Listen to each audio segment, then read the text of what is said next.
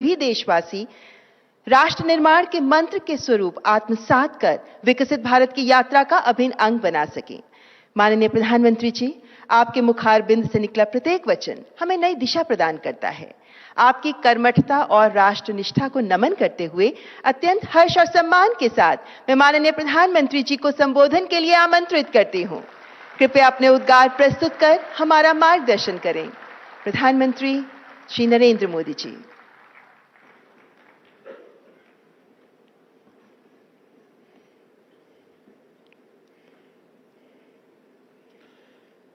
कार्यक्रम में उपस्थित केंद्रीय शिक्षा मंत्री श्री धर्मेंद्र प्रधान जी, डॉक्टर जितेंद्र सिंह जी, श्री जयंत चौधरी जी, डॉक्टर सुकांता मजूमदार जी,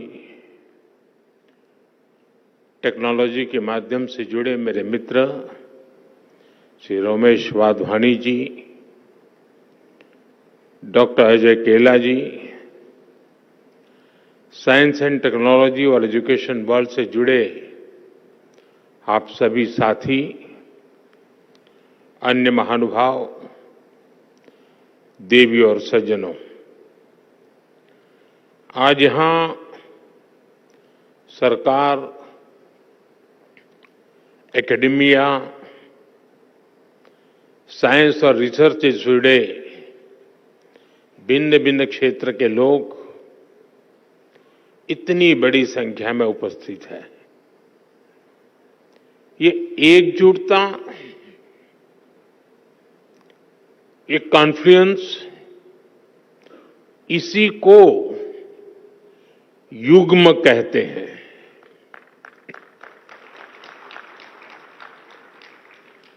एक ऐसा युग्म जिसमें विकसित भारत के फ्यूचर टेक से जुड़े स्टेक होल्डर्स एक साथ जुड़े हैं, एक साथ जुटे हैं। मुझे विश्वास है भारत की इनोवेशन कैपेसिटी और डीप टेक में भारत की भूमिका को बढ़ाने के लिए हम जो प्रयास कर रहे हैं उसे इस आयोजन से और बल मिलेगा। आज आईआईटी कानपुर और आईआईटी बॉम्बे में एआई, इंटेलिजेंस सिस्टम और bio science, biotechnology, health and medicine के सुपर हब्स की शुरुआत हो रही है। आज वाधवानी इनोवेशन नेटवर्क का भी आरंभ हुआ है। अनुसंधान नेशनल रिसर्च फाउंडेशन के साथ मिलकर रिसर्च को आगे बढ़ाने का संकल्प भी लिया गया है। मैं इस प्रयास के लिए वाधवानी फाउंडेशन को, हमारी आईआईटीज को और दूसरे सभी स्टेक होल्डर्स को बहुत बहुत बधाई देता हूं।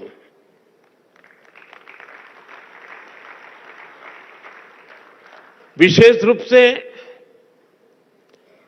मैं मेरे मित्र रमेश वाधवानी जी की सराहना करता हूं। आपके डेडिकेशन और सक्रियता से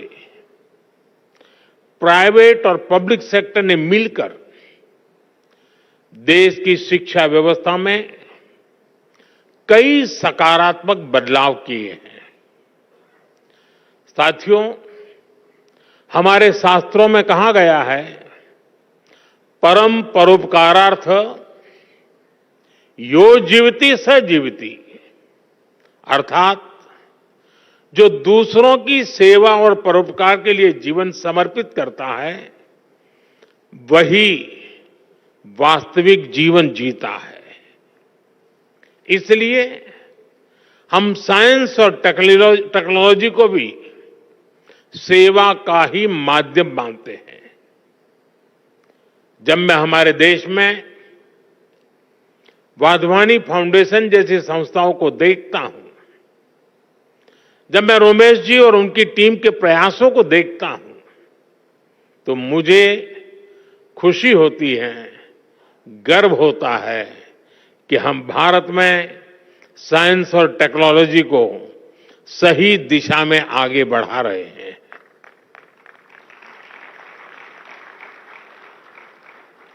हम सब जानते हैं, रोमेश जी ने तो अपने जीवन को काफी संघर्ष में तपाया है, सेवा के लिए समर्पित किया है। जन्म के तुरंत बाद जब वो कुछ ही दिन के थे, तब विभाजन की विभीषिका झेलना,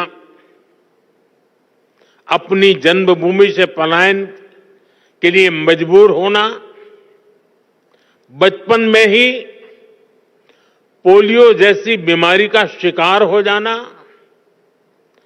और उन कठिन परिस्थितियों से निकलकर इतने बड़े बिजनेस एम्पायर को बिल्ड करना, ये अपने आप में एक असाधारण और प्रेरणा देने वाली जीवन यात्रा है।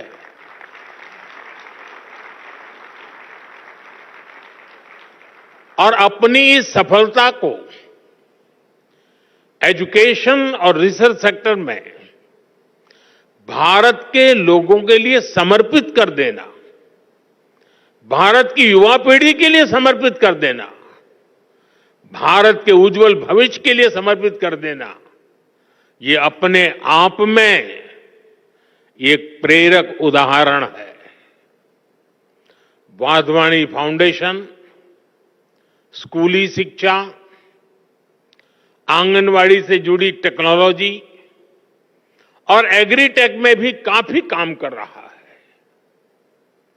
मैं इसके लिए और इसके पहले भी Wadhwani institute of artificial intelligence की स्थापना जैसे अवसर पर आप सबके बीच आया हूं।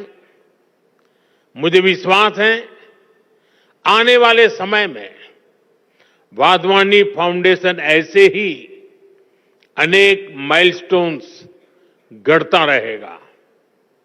मेरी शुभकामनाएं आपकी संस्था के साथ है, आपके इनिशिएटिव के साथ है। साथियों, किसी भी देश का भविष्य उसकी युवा पीढ़ी पर निर्भर होता है। इसलिए ये जरूरी है कि हम अपने युवाओं के भविष्य के लिए और उनको भारत के उज्जवल भविष्य के लिए तैयार करें। इसमें बड़ी भूमिका देश के एजुकेशन सिस्टम की भी होती है। इसलिए हम देश के एजुकेशन सिस्टम को 21वीं सदी की जरूरतों के मुताबिक आधुनिक बना रहे हैं। देश में नई नेशनल एजुकेशन पॉलिसी लाई गई है। इसे शिक्षा के ग्लोबल स्टैंडर्ड्स को ध्यान में रखकर तैयार किया गया है। नई एजुकेशन पॉलिसी आने के बाद हम भारतीय एजुकेशन सिस्टम में बड़ा बदलाव भी देख रहे हैं। National curriculum framework, learning teaching material और क्लास 1 से लेकर क्लास 7 तक नई टेक्स्ट बुक तैयार कर ली गई है। पीएम ई विद्या और दीक्षा प्लेटफॉर्म के तहत one nation one digital education infrastructure का निर्माण किया गया है। ये इंफ्रास्ट्रक्चर एआई बेस्ड है और स्केलेबल भी है। इसका इस्तेमाल देश की 30 से ज्यादा भाषाओं और 7 विदेशी भाषाओं में टेक्स्ट बुक्स तैयार करने के लिए हो रहा है। नेशनल क्रेडिट फ्रेमवर्क के जरिए स्टूडेंट्स के लिए अलग अलग विषयों को एक साथ पढ़ाना आसान हो गया है। यानी भारत के स्टूडेंट्स को अब आधुनिक शिक्षा मिलनी शुरू हुई है। उनकी कैरियर के लिए नए रास्ते बन रहे हैं। भारत ने जिन लक्ष्यों को तय किया है उसे निरंतर गति देने के लिए देश के रिसर्च इकोसिस्टम को मजबूती देना आवश्यक है। पिछले एक दशक में इस दिशा में तेजी से काम हुआ है। जरूरी संसाधनों को बढ़ाया गया है। 2013-14 में R&D पर ग्रॉस एक्सपेंडिचर केवल 60,000 करोड़ रुपए था। हमने इसे डबल से भी ज्यादा बढ़ाकर 1.25 लाख करोड़ रुपए से भी ऊपर कर दिया है। देश में कई state of the art research park भी स्थापित किए गए हैं। लगभग 6,000 उच्च शिक्षा संस्थानों में रिसर्च एंड डेवलपमेंट सेल्स की स्थापना की गई है। हमारे प्रयासों से देश में इनोवेशन कल्चर तेजी से विकसित हो रहा है। 2014 में भारत के 40,000 के आसपास पेटेंट फाइल हुए थे। अब ये संख्या बढ़कर 80,000 से ज्यादा हो गई है। इससे ये भी पता चलता है कि देश के युवा को हमारे इंटेलेक्चुअल प्रॉपर्टी इकोसिस्टम से कितना सपोर्ट मिल रहा है। देश में रिसर्च कल्चर को बढ़ावा देने के लिए 50,000 करोड़ रुपए के अनुसंधान नेशनल रिसर्च फाउंडेशन की स्थापना की गई है। वन नेशन वन सब्सक्रिप्शन उसने युवाओं को यह भरोसा दिया है कि सरकार उनकी जरूरतों को समझती है। आज से इस योजना की वजह से उच्च शिक्षा हासिल करने वाले छात्रों की पहुंच वर्ल्ड क्लास रिसर्च जर्नल तक आसान हो गई है। देश की प्रतिभाओं को आगे बढ़ने में कोई रुकावट ना आए, इसके लिए प्राइम मिनिस्टर्स रिसर्च फेलोशिप की व्यवस्था बनाई गई है। साथियों, इन प्रयासों का परिणाम है कि आज का युवा सिर्फ R&D में एक्सेल नहीं कर रहा, वो खुद भी R&D बन चुका है। और जब मैं कहता हूं कि वो खुद R&D है, तो मेरा मतलब है रेडी एंड डिसरप्टिव।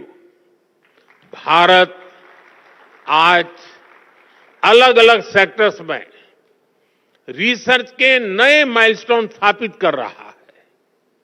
पिछले साल भारत ने दुनिया का सबसे लंबा hyperloop test track commission किया।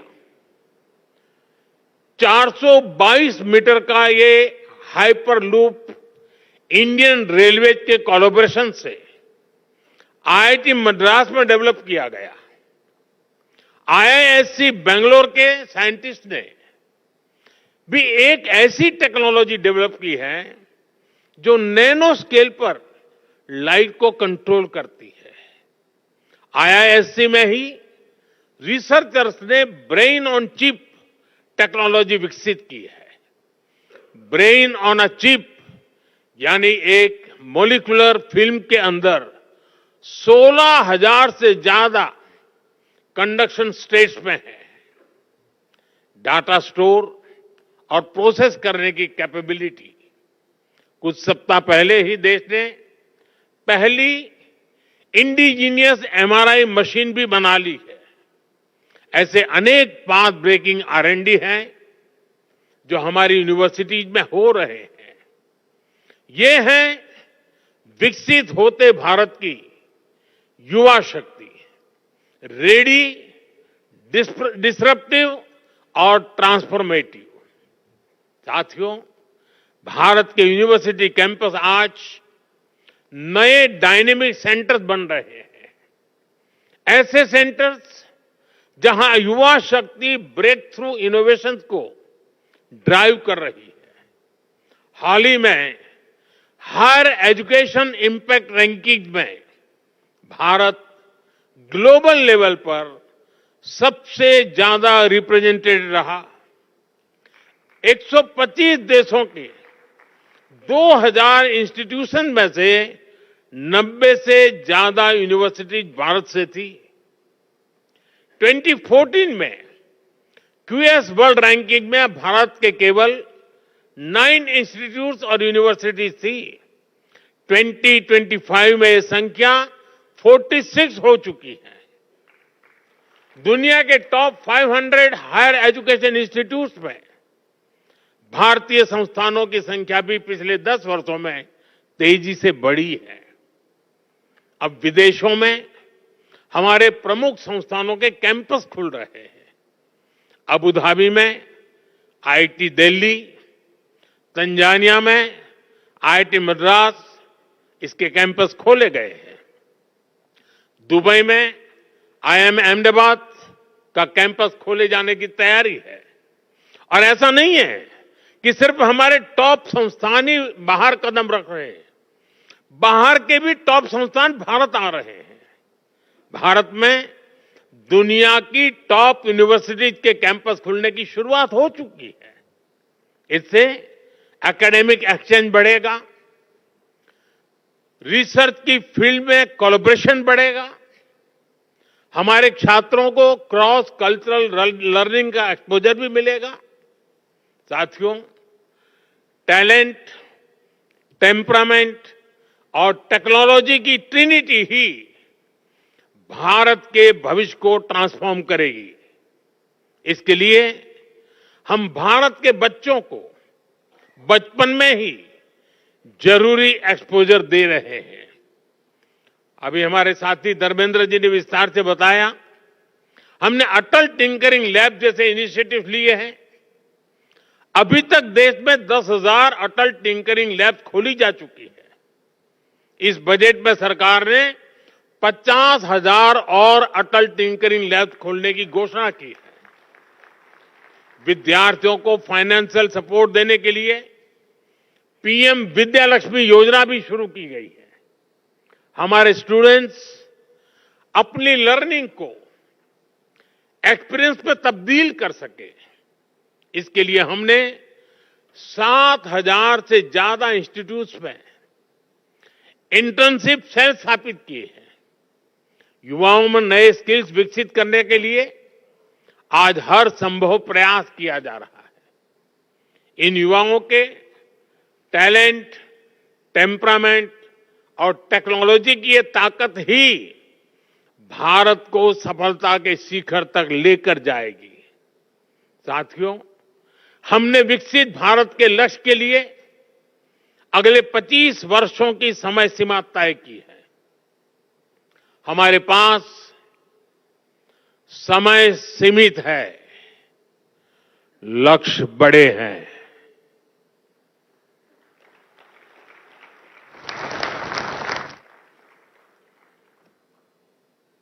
ये मैं वर्तमान स्थिति के लिए नहीं कह रहा हूं।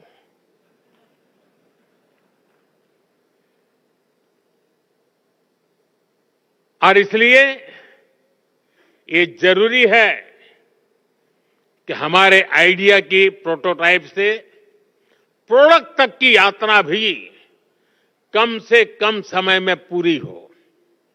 जब हम लैब से मार्केट तक की दूरी को कम कर देते हैं तो रिसर्च के परिणाम लोगों तक तेजी से पहुंचने लगते हैं। इससे रिसर्च को भी मोटिवेशन मिलता है उनके काम, उनकी मेहनत का इंसेंटिव उन तक पहुंचता है। इससे रिसर्च, इनोवेशन और वैल्यू एडिशन के व्हील को और गति मिलती है। इसके लिए जरूरी है कि हमारा पूरा रिसर्च इकोसिस्टम, एकेडमिक इंस्टीट्यूशन से लेकर इन्वेस्टर्स और इंडस्ट्री तक हर कोई रिसर्च के साथ खड़ा हो, उन्हें गाइड करे। इंडस्ट्री लीडर्स इस दिशा में एक कदम और आगे ला सकते हैं और वो हमारे युवाओं का मार्गदर्शन कर सकते हैं, फंड की व्यवस्था कर सकते हैं और साथ मिलकर नए सॉल्यूशन डेवलप कर सकते हैं। इसलिए सरकार रेगुलेशंस को सिंप्लीफाई करने, अप्रूवल्स को फास्ट ट्रैक करने के प्रयासों को भी गति दे रही है। साथियों, हमें AI, quantum computing, advance analytics, space tech, health take, synthetic biology को लगातार प्रमोट करना होगा। आज हम देख रहे हैं भारत एआई डेवलपमेंट और एडॉप्शन में आगे रहने वाले देशों में शामिल है। इसके विस्तार के लिए सरकार ने इंडिया एआई मिशन को लॉन्च किया है। इससे world class infrastructure, high quality data sets और रिसर्च फैसिलिटी तैयार किए जाएंगे। भारत में एआई सेंटर्स ही एक्सेलेंस की संख्या भी बढ़ाई जा रही है। देश के जाने माने संस्थानों, उद्योगों और स्टार्टअप्स के द्वारा इन सेंटर्स ऑफ एक्सेलेंस को गति मिल रही है। हम मेक एआई इन इंडिया, इसके विजन पर काम कर रहे हैं और हमारा उद्देश्य है make AI work for India. इस बार के बजट में हमने आईआईटी में सीटों की संख्या और कैपेसिटी बढ़ाने का निर्णय लिया है। देश में मेडिटेक यानी मेडिकल प्लस टेक्नोलॉजी के कई कोर्सेज आईआईटी और एम्स के सहयोग से शुरू किए गए हैं। हमें इस जर्नी को समय से पूरा करना है। हमें हर फ्यूचर टेक्नोलॉजी में भारत को बेस्ट इन वर्ल्ड की लिस्ट में शामिल करना है। युग्म के जरिए हम इन प्रयासों को नई ऊर्जा दे सकते हैं। शिक्षा मंत्रालय और वाधवानी फाउंडेशन की साझा पहल से हम देश का इनोवेशन लैंडस्केप बदल सकते हैं।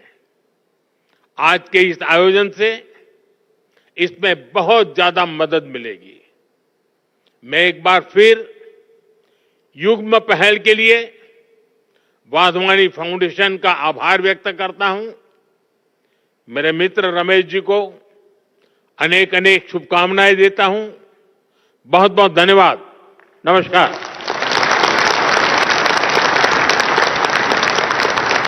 आपके प्रेरणादायक शब्दों के लिए आपका कोटि कोटि आभार माननीय प्रधानमंत्री जी।